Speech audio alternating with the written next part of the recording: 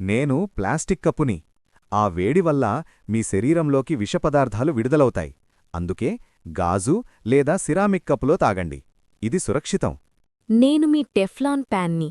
నా మీద గీతలు పడితే వెంటనే నన్ను దూరంగా విసిరేయండి. నిప్పుకు గురైనప్పుడు ఆహారం కింద కనిపించే పొర విషాన్ని విడుదల చేస్తుంది. దానివల్ల లంగ్స్ మరియు హెల్త్కి హార్మ్ఫుల్. నేను చల్లని ఆహారం కోసం మాత్రమే తయారుచేసిన ఫోమ్ ప్లేట్ని. వ్రేడి ఆహారం పెడితే నేను కరిగి క్యాన్సర్ కారక పదార్థాలను విడుదల చేస్తాను. నేను ప్లాస్టిక్ సంచిని. హాట్ ఫుడ్ ప్యాక్ చేస్తే విషపూరిత పదార్థాలు ఆహారాన్ని కలుషితం చేస్తాయి. షాపింగ్కి వెళ్లేటప్పుడు మీ సొంత కంటైనర్ తీసుకురండి. నేను మెలమైన్ ప్లేట్ని. నేను అందంగా కనిపిస్తాను, కానీ నేను మోసగాణ్ణి. నన్ను మైక్రోవేవ్లో పెడితే నేను మీ ఆహారంలోకి విషపదార్థాలను విడుదల చేస్తాను. నన్ను చల్లని వస్తువులకే ఉపయోగించు. నేను ప్లాస్టిక్ కటింగ్ బోర్డ్ని.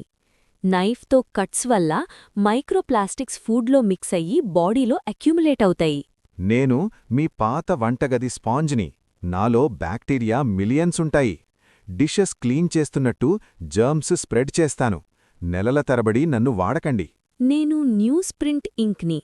ఫుడ్ ర్యాప్ చేస్తే టాక్సిక్ ఇంక్ ఫుడ్లో వెళ్ళిపోతుంది. హెల్త్ రిస్క్ పెరిగిపోతుంది.